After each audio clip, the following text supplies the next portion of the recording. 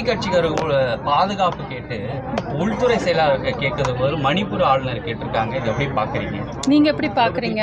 இல்ல உங்களோட கருத்து என்னவோ அதை சொல்லுங்க. இல்ல, அரசியலுக்கு வந்தவங்க இன்னும் பாதுகாப்பு கேட்டு யாருக்கு லெட்டர் எழுதணும்னு கூட தெரியாதவங்க, அவங்களோட பாதுகாப்புக்கு யாரை கேட்கணும்னு தெரியாதவங்க, இவங்க எப்படி மக்கள் பாதுகாப்பு பற்றி பேசுகிறாங்க, மக்களுக்கு நல்லாட்சி தருவாங்க, மக்களை காப்பாற்ற போகிறாங்க?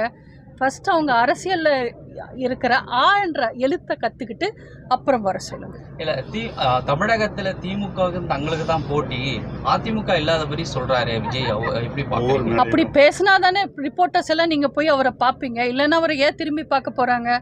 ஷூட்டிங்க்கு வந்தாருன்னு ஒரு நாள் பார்ப்பாங்க, 2 நாள் பார்ப்பாங்க, அதுக்கு மேலே அவரை பார்க்க மாட்டாங்கல்ல. விஜயை யாரும் இப்போவும் தமிழ்நாட்டில் அரசியல் தலைவரெல்லாம் பார்க்கல, ஒரு கட்சி தலைவரெல்லாம் பார்க்கல, ஒரு நடிகர் விஜயை பார்க்கறதுக்கு கிரேஸா வராங்க. அவரை பார்க்கறதுக்கு அவர் ரசிகர்கள் மட்டும்தான் வராங்க. தமிழ்நாட்டு மக்கள் எல்லாம் ஆர்வமா போல.